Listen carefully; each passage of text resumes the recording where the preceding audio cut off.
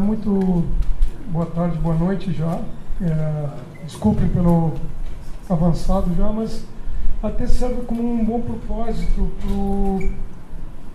para o assunto que a gente vai falar aqui, o checklist. Imaginem vocês numa jornada de quase 10 horas, que é o caso de hoje, né? Você estaria no final do dia de uma operação bem pesada e vocês já estariam sentindo os efeitos que todo mundo está sentindo aqui, de fadiga, cansaço.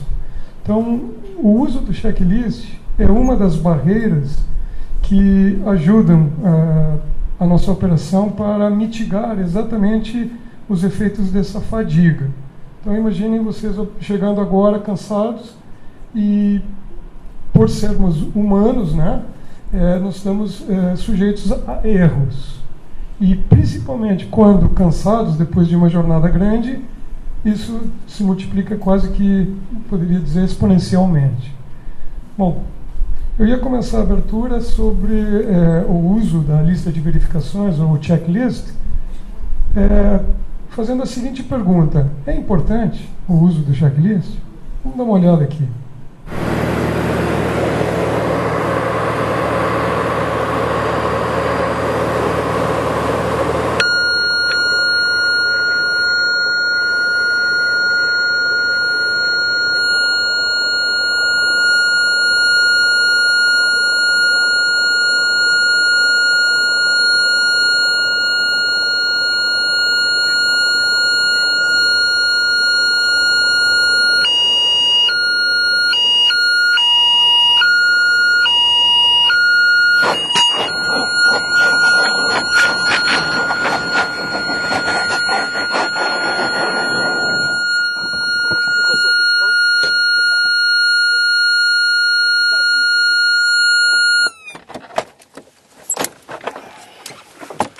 Je disais, putain, c'est trop vite, c'est trop vite. Ah, bordel!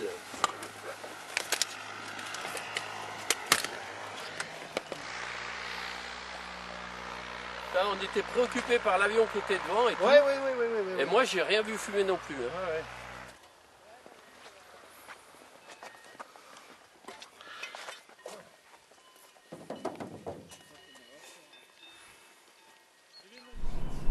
Bom, meio que respondendo a pergunta, o que aconteceu ali, principalmente para quem não voa asa fixa, é uma aeronave com trem de pouso retrátil ou escamoteado, não dá para saber ali, é o trem de pouso que recolhe após a decolagem para minimizar o arrasto parasita. E o que acontece? Eles fizeram uma aproximação no aeródromo na Suíça, que tinha uma aproximação com uma arremetida bem complicada, ou seja, a pista era com obstáculos à frente. Então eles estavam preocupados com o pouso. Aí entra daquele conhecimento do CRM, da visão de túnel. Eles, além disso, ficaram altos, eles deixaram chegar altos na aproximação. Então eles ficaram preocupados com o pouso, com a arremetida, eles ficaram totalmente focados com o pouso e esqueceram do resto. No caso ali, uma lista simples de verificação de um landing checklist, um cheque pré-pouso, mataria esse problema aí. Então vejam da importância do uso da lista de verificações. Esse alerta, o alarme que estava soando, como eles chegaram alto na aproximação, eles tiveram que reduzir o motor. Existe um dispositivo que é para avisar que está sem potência e com o trem recolhido. Só que eles não perceberam essa buzina. Quem está sentado aqui na sala confortável diz, pô, mas é impossível que eles não estejam ouvindo esse alerta. E esse sistema já foi feito sabendo que o ser humano é passível de erro. Tem nesse outro vídeo, a base é pelo outro lado, e também tem esse mesmo alerta.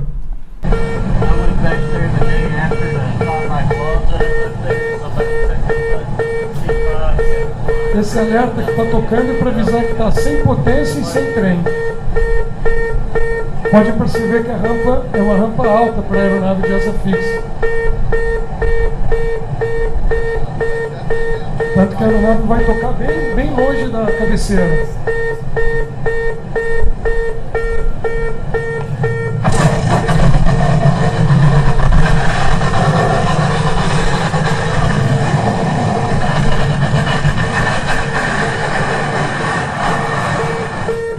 no momento que o comandante põe a mão no painel é que ele percebe o que ele fez. Então vejam como é fácil perdermos a consciência situacional. O checklist, a lista de verificação, é uma das barreiras, talvez uma das últimas barreiras que vão fazer com que a gente verifique algum esquecimento de algum item importante. Que no caso desses dois vídeos, era simplesmente um trem de pouso. Aí vocês podem dizer, pô, mas no helicóptero eu tenho esqui. Tem esqui por enquanto, mas depois vão chegar aeronaves que têm trem de pouso. Ok? Então, na Ultrapilot, a gente já implementa desde o início a doutrina do uso do checklist.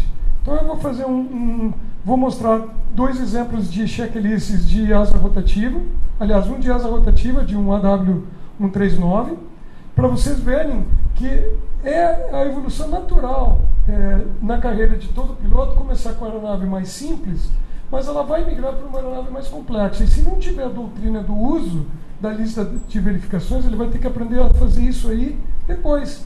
2, 3 anos, 4, 5 anos depois dentro da carreira. Então, por isso que na escola nós usamos como ferramenta para segurança operacional o uso da lista de verificações. Esse aqui é um checklist do AW139, que opera aqui em Jacarepaguá. Ele é o cheque de um corte de motor em emergência. Então, só para vocês terem uma noção, não vou perder muito tempo nisso, o escopo não é o AW139, mas vocês vejam já uma coisa que alerta para a gente. É bom começar a estudar inglês, porque senão depois fica complicado. Esse é o checklist que tem na aeronave lá. O QRH vem de Quick Reference Handbook, que seria uma lista de acesso fácil, né, de verificação. Tem informações que são importantes. E aqui vem passo por passo o que deverá ser feito. Se a gente ler errado isso aqui, vai executar errado. Aí vocês vão entender por que lá na escola a gente fica pedindo para seguir exatamente como está escrito e não inventar de cabeça. Porque esse é um dos checklists que tem no AW, mas tem 50 diferentes. Tá ok? Eu vou passar agora outro que seria o Emergency Post-Crash Shutdown.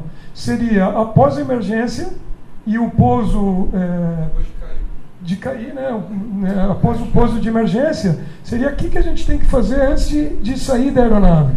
Tá? Então isso aqui é uma coisa muito importante. No evento de uma emergência ou de um pouso com um acidente, né, com quebra, a prioridade deve ser dada para que as pessoas sejam evacuadas de uma forma segura.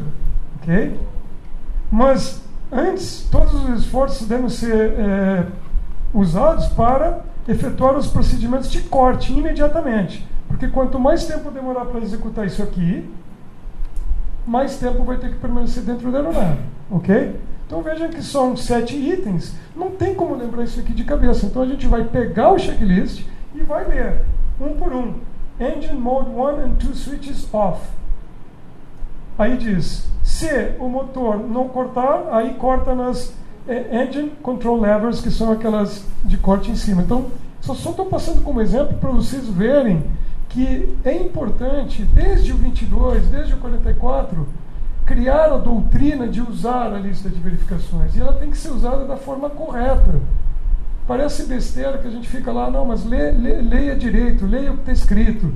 Mas é por isso, porque vocês vão evoluir para aeronaves mais complexas e vocês não tem como. Imagina se cada piloto interpreta da mesma forma. Ele não lê o que está escrito. Não tem como ter um sucesso na operação se vocês começarem a inventar cada um de cabeça aqui. Tá bom? Bom. Esse aqui é de uma aeronave de asa fixa, um Boeing 767. Esse aqui é simplesmente um cheque para partida abortada. Então, durante uma partida no solo e uma condição de corte de motor por algum problema que seja necessário. Então, tem esse tracejado aqui, só um exemplo que eu estou dando. Tudo que for acima do tracejado é feito de cabeça. São os tais dos memory items, os itens que têm que ser memorizados. Só para vocês terem uma ideia, uma aeronave como 767 deve ter, ao todo, uns 6 checklists que têm itens de memória. E esses itens não passam de 10 itens, facilmente memorizados, digamos, ok? O que vem depois é feito lendo o item, por exemplo, o item Engine Start Selector in Ground. Então aqui tem o item, o switch, e o que tem que fazer, que é como a gente usa na Ultrapilot. A gente já mostra para o aluno nesse método que é de ler o item com ação e depois executar. Não tem como errar. Se você souber ler, pegar o checklist e fizer com calma, não tem como errar. Mas eu já vi no simulador, dando instrução de simulador, a pessoa fazer correndo e corta o motor errado, desliga o switch errado. Então, por isso que desde a escola a gente começa numa forma metódica e com calma.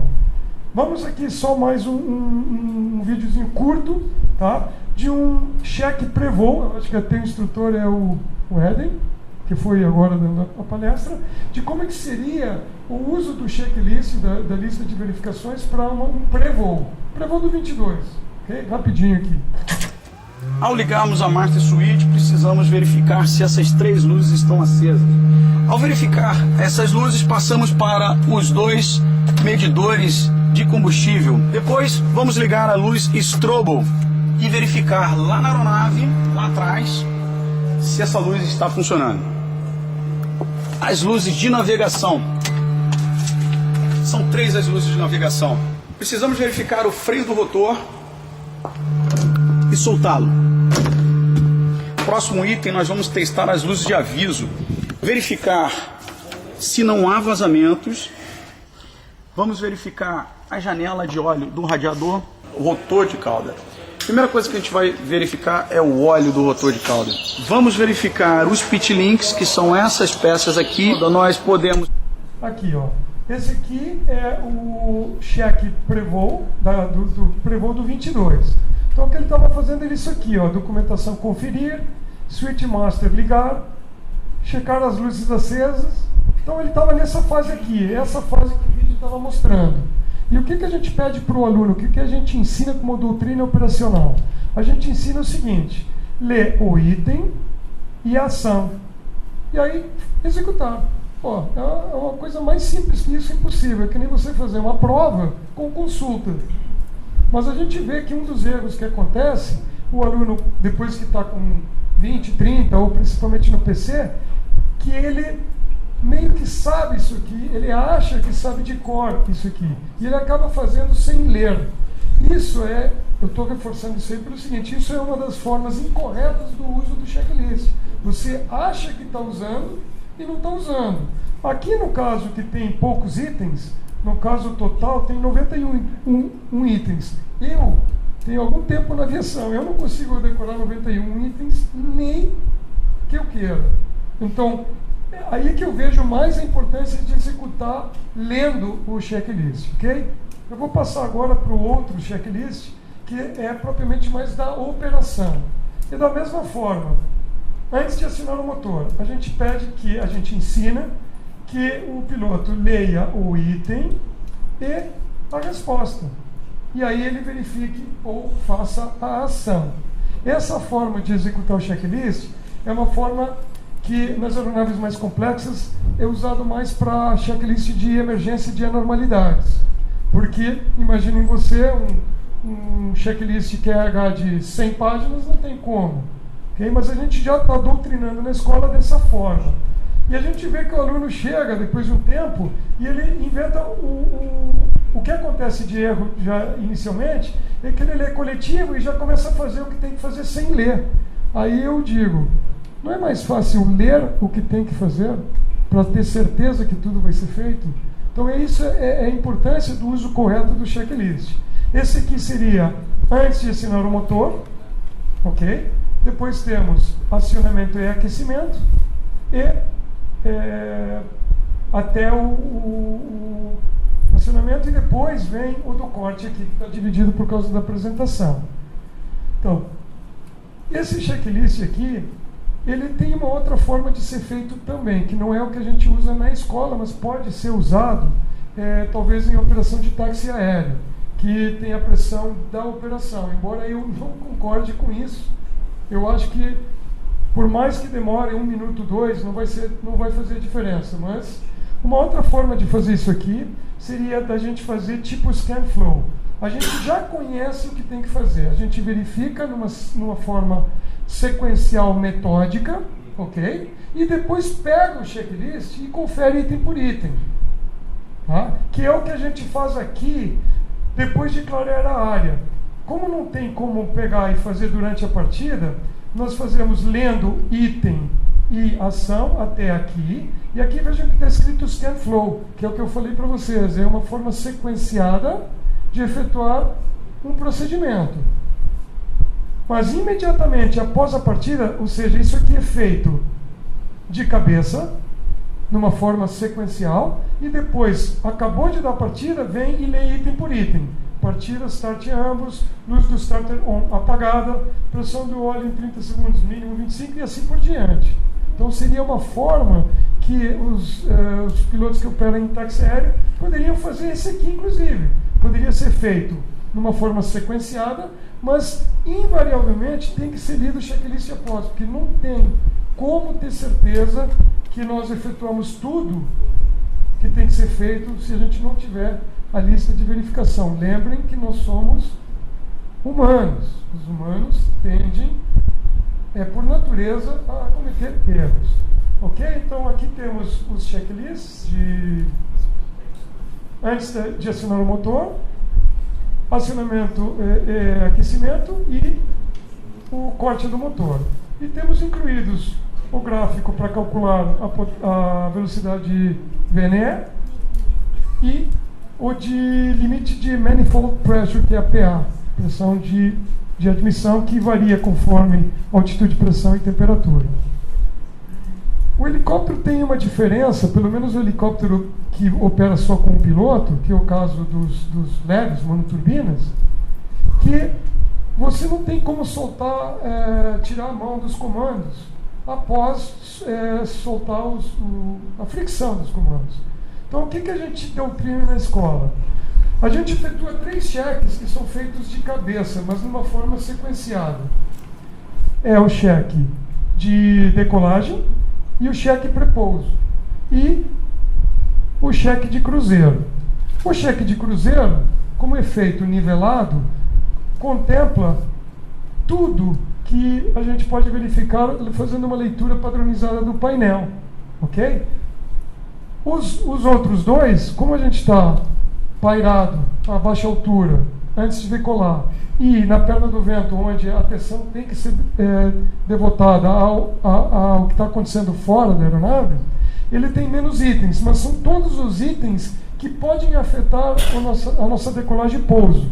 No caso do 22 ou do 44, todas as luzes de advertência apagadas, tacômetro no topo do arco verde, PA de acordo, temperatura do carburador fora do arco âmbar, aí no caso de aeronaves com carburador, né, que são sujeitos ao gelo no carburador, combustível suficiente, instrumentos de motor no arco verde, pressão de óleo e temperatura da cabeça do cilindro, trim abaixado, no caso do pouso, na decolagem seria também abaixado, e o de acordo em função da temperatura CAT.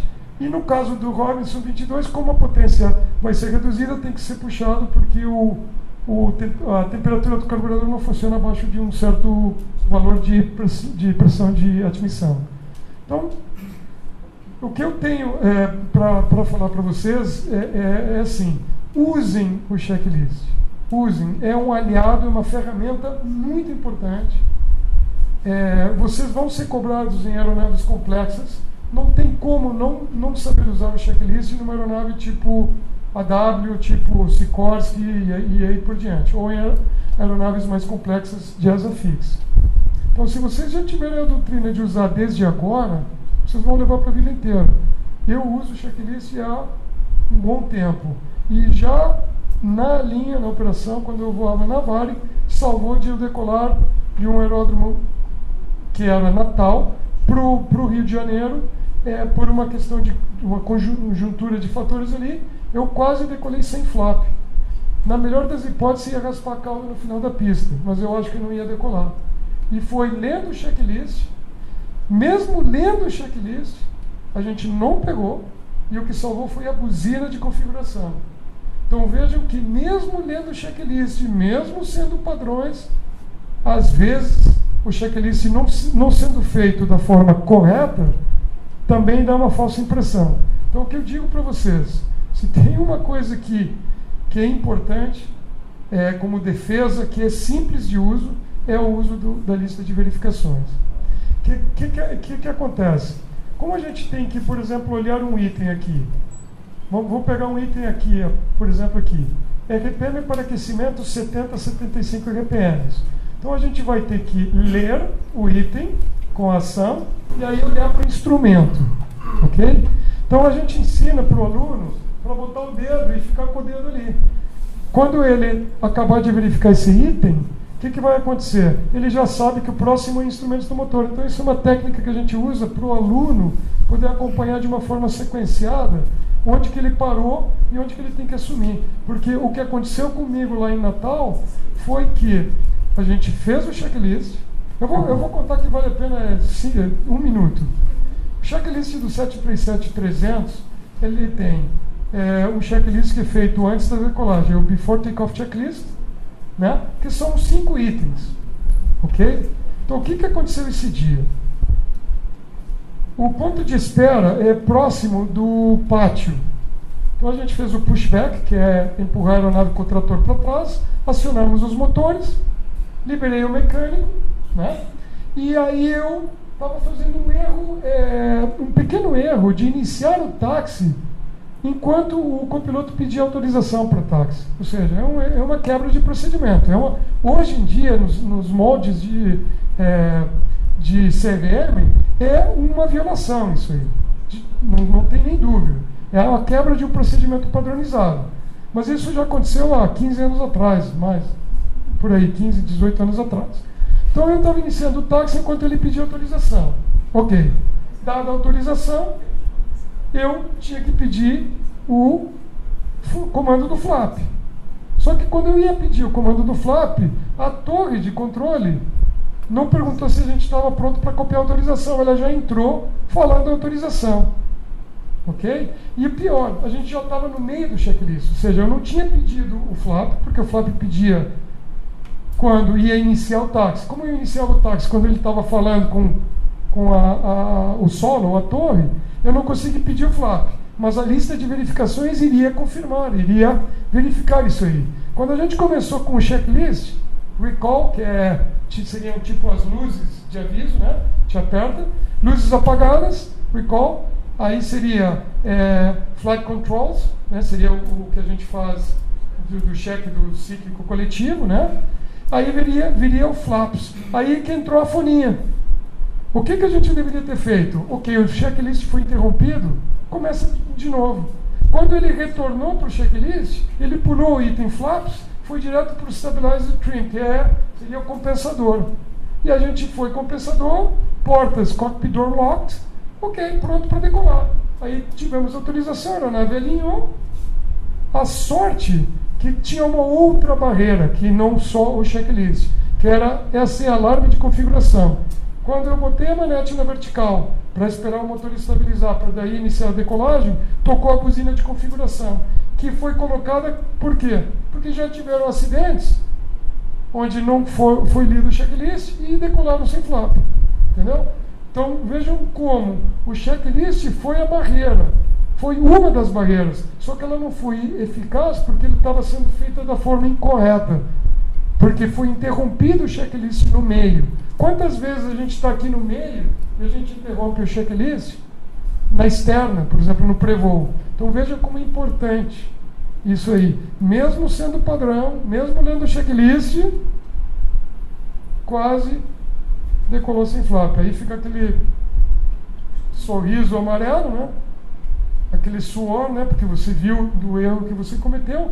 Mas é importante é que eu usava esse exemplo nas aulas de Loft, que eu era instrutor de Loft, que é o treinamento prático do CRM. Então, mais uma prova que nós somos humanos e falíveis. Então, usem checklist. E lembrem, checklist faz parte da documentação pelo RBAC 91.